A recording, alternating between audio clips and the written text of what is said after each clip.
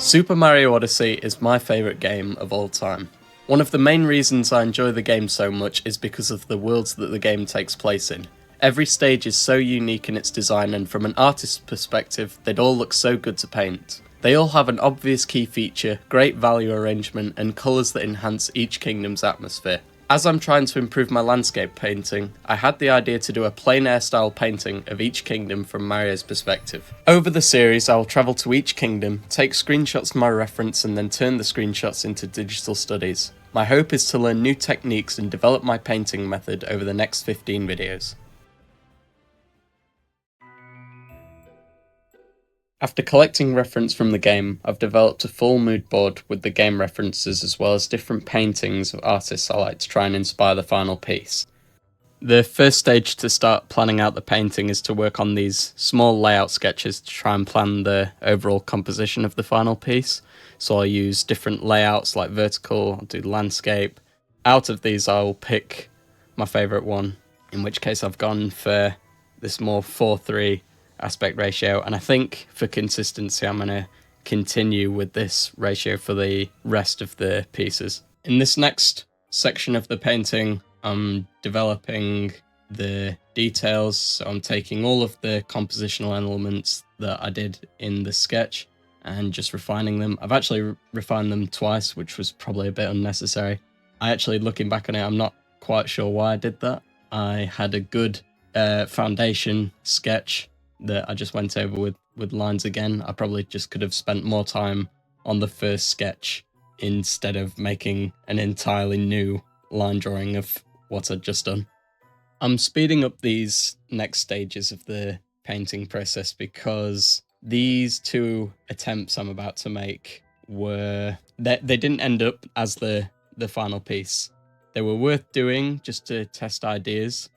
But when I started these attempts, I was intending to make them the final painting, and then I realised that I didn't like how they were turning out. I was making them too complicated, so I had to go back, restart it a few times, and that meant that after I'd tried my ideas, I got to the third one, and I was set on it when I was happy that it was moving in a direction that I wanted it to go in.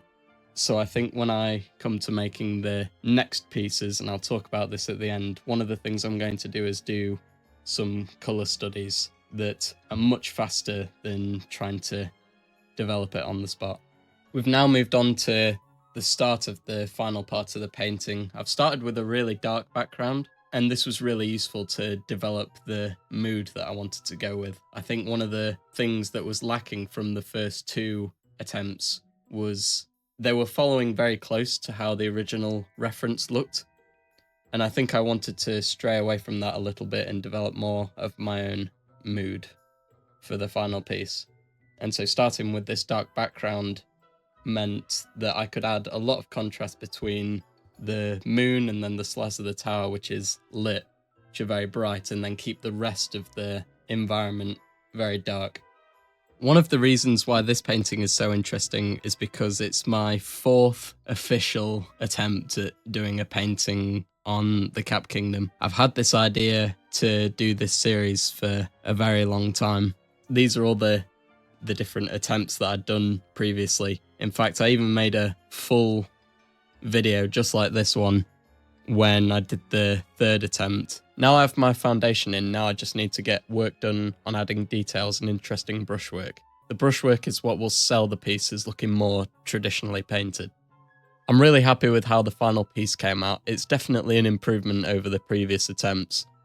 I'm pleased in particular with the composition, both in its layout and value arrangement, and I think altering the atmosphere from the reference enhanced the mood. However, in terms of replicating the original idea, I think I may have failed slightly. See, plein air painting is about doing it in the air or on location, and while this piece is well executed, I don't think I captured the plein air aesthetic. It feels much more like a painting you would do inspired by what you captured on site, and my process reflects that. So in the next episode, here are some ground rules I'm going to set. Make quick colour studies alongside the sketches to establish the idea faster, rather than figuring it out as I'm painting, which will save time and take some pressure off to do it on the first go. Use first-person mode rather than the camera to take screenshots. This means my reference is from Mario's POV, which simulates being on location a bit closer. Finally, use a smaller canvas. Typically, painters aren't going to be bringing huge canvases to do plein air painting as it's impractical.